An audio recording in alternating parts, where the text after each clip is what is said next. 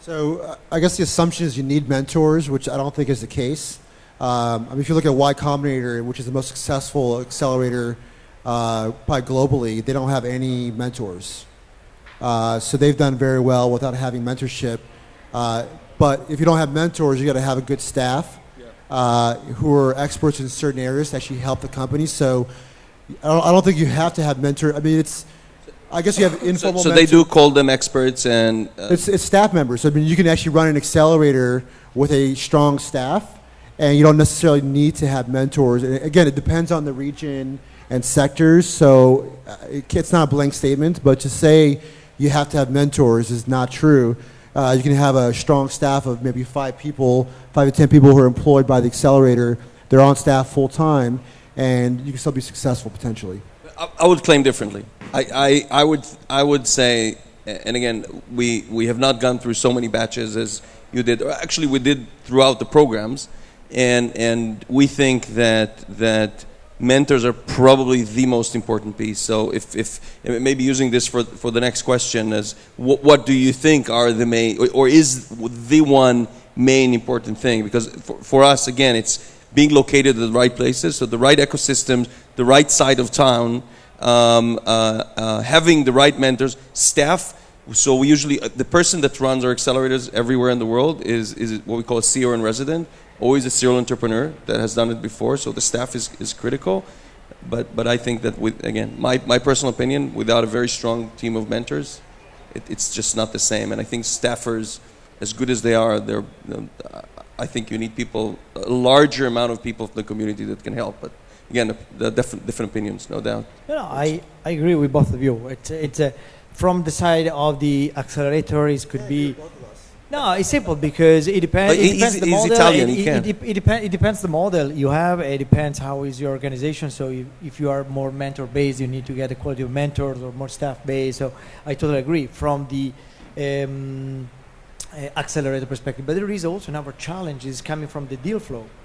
The deal flow that I see traveling around the world quite too often, the same startups.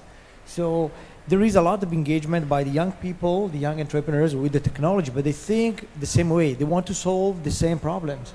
They have not enough knowledge with the local culture and traditions and business that are present in the country, because it's not always looking to get the next Facebook or the next Google, the next big things. That's of course. But there is a lot of room for startups to change the business that surround. It is becoming, anyway, a challenge for an accelerator, because you're going to have sometimes a deal flow, which is, maybe it's better to do one batch instead of 2. Anyone else on this point of the important ingredients? And then we'll open up for some questions. Okay, in our case, well, first, mentoring is definitely a key success factor. In the incubator case, the mentoring is done by the staff of the incubator on a daily basis. But in our case, also the shareholders of the incubators are quite actively involved and work very hard to connect the companies to strategic partners, to strategic investors. And this is also really something which makes difference, the success story. You might be surprised. I think one of the key requirements in my view is the endorsements of failure. Or accepting failure, because that's a serious problem. Looking at the countries we're working, if you fail, that's it. You fully lose any potential for doing it again, and I think that's a big mistake. There must be an understanding that in this kind of industry, failure is one of the secret sauces or ingredients for success. So if you solve this problem, I think we'll have a much more healthy ecosystem. Great. Yeah. So before we ask the king, any last thing that any one of you want to say? Maybe we'll do a run. If you want to add anything before we'll open up for questions. So just on the topic of mentorship, I was mainly just disagreeing with you just to make that panel more interesting.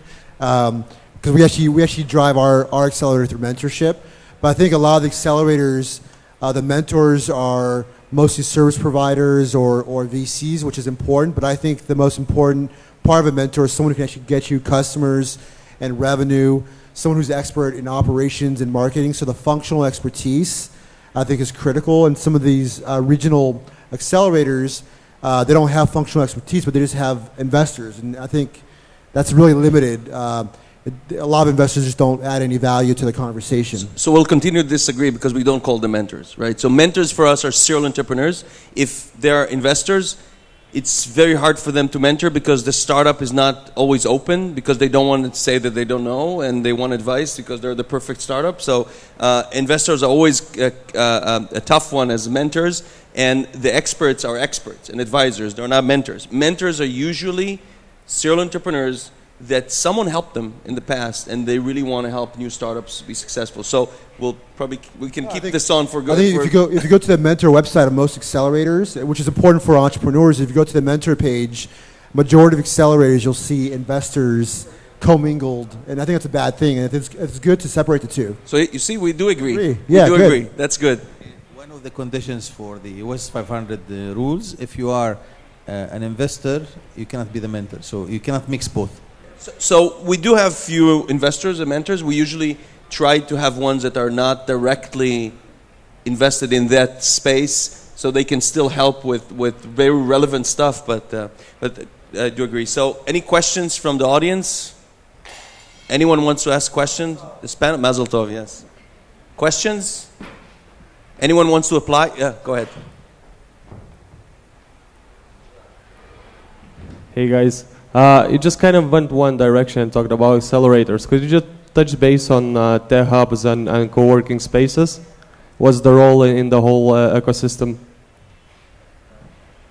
I mean, so the question was, they're not just accelerator incubators. There are share working spaces. There are hubs. There are all these new models that a lot of startups are taking advantage of around the world. Right. I mean, listen. It once again depends on the country. We are building a co-working space in Ramallah as well as an accelerator, because for you as a young entrepreneur to go and rent an office and have the facilities and the services available, it's impossible. So having a co-working space which provides you with all of this, with all the logistics as well as some of the legal accounting services, it definitely helps a lot. And I think one of the other key benefits from the co-working space is the learning from the entrepreneurs in the same place. We've seen that in Jordan, the amount of learning and incentivization that happens by being in the same building, and the services they provide to each other as entrepreneurs. We've seen it. It's really magical and it's very important. So I think the accelerator itself, in our case, can be expanded a little bit to become accelerator and co-working space. Of course, you have to have a much bigger building for that. But I think what we managed to do that in Amman. We have a huge building, so part of it is acceleration and part of it is co-working space. So I think it's the best time in history to be an entrepreneur, because you can pick from all of these. And in some cases, you have people that graduated from an accelerator and still didn't get the funding, and they'll go and use a share working space and pay some money for the space, still get the learnings from others, still get the sharing experiences. There's some that are not ready for accelerators or for the incubators, and they'll start in a hub. So I think it's really the best time in history for early stage entrepreneurs. But again, they vary. The quality of these organizations vary dramatically, and some of them are service providers that are opening spaces to make some money. It's funny, we have few programs around the world that I always say that young entrepreneurs are trying to make money on even younger entrepreneurs getting to these programs. So those as well. So it depends. The quality really, there's a big range. Any more questions? Go ahead. There's a question in the back. Hello, I'm Sylvie Chin from Clear Karma. We have been incubated and accelerated also as a startup. And what I wanted to add to the discussion was more that corporate accelerators are actually quite interesting, because it's not only about having a co-working space, because that we can get somewhere else, or having mentors, because we get a lot of advice. But it's also about access to markets. It's also about enabling first pilots where it's really difficult usually to get that. And also having somebody who takes you as your baby and really opens up doors for as I said, pilots is the most important thing when you have to test something and feedback. So absolutely agree. I think that's the hottest trend. So the question, the remark was about these corporate accelerators like the one we run, and their the ability to get closer to market, closer to customers. And I think that's probably the hottest trend in the accelerator world. I don't know I know, Maurizio, it's a big thing that you've been talking about on doing these thematic and doing fashion and design and having companies. Do you want to say a few words on this? Yeah. This is coming from our direct experience. So we started, and for over the first 8 years, we invested mostly in the digital media because technology was doing web platform, mobile platform since the past 4 years. And we are in Italy where we have a small community of investors. So for us, it's very important to involve also the industry, the corporation, be part of the backup of some startup. And now we feel the market is getting more mature as more technology are involving and impacting the overall industries that surround us, from small, medium business to large businesses. And we will get more and more focused in what we can be identified as very strong. So in Italy, we are very well recognized and appreciated worldwide by the design as first, and then we know food and fashion and so on. So technology is now getting there. It's pretty liquid. And we will be addressing our program both for investors or for industrial partners as well. So this means giving more options and opportunities to the startupper, because some will be addressed and will get into a program and going to the demo day and getting VC money as a backup. But as well, we can get the industrial partner, and we modify our way of doing accelerator. We integrated with a monthly hackathons program, which is focused in the industry. And our hackathons integrates developer, designers, and business people. And for the first time, we ask to the industries to come there and to give their API or to debrief, to participate and get this crowd of young potential entrepreneurs working into a collaboration and sharing mode, which is something weird for the traditional companies that used to be working into a closed mode. And every month, we just got 3 days ago, we got one focusing into the automotive industry. And in November, we have one into the fashion industry. And we're going to involve very important corporations, so like Luxottica for eyewear, or important companies for fashion. And yeah, so go ahead, Yossi. Well, we just started to implement a new model in the incubators. We have been selected. First, we opened the licensing to competition. And by that, we open it for local companies as well as for foreign companies.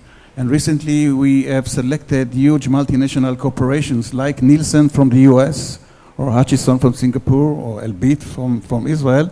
And the idea is, as you said, is that this big shareholders will not just invest money in the incubators, but will use integrate the incubators as a platform for innovation and help the companies to open doors for them, because it's their market. So they will select their companies and help them to penetrate and help them to later on raise money, etc.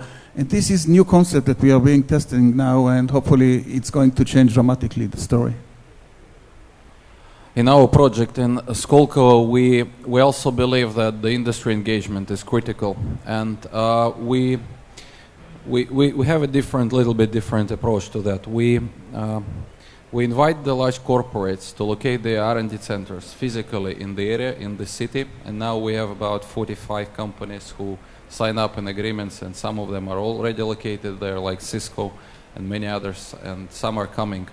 And I think it's very important when you are doing an early stage startup, or it's heavy in R&D or in developing a new technology, it's very important to have links not necessarily the formal links to the industry, but having lunch in the same place with the people who are working for the corporate R&D, talking to them, getting their advice, talking about the approach, how they structure their work, how they plan their work. And this is exactly how we support it in our ecosystem project.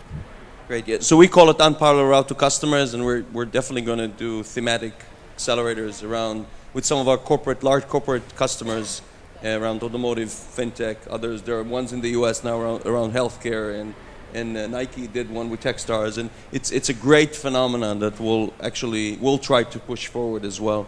So I want to thank all the panel for your time and for the great conversation. Thank you very much for the audience.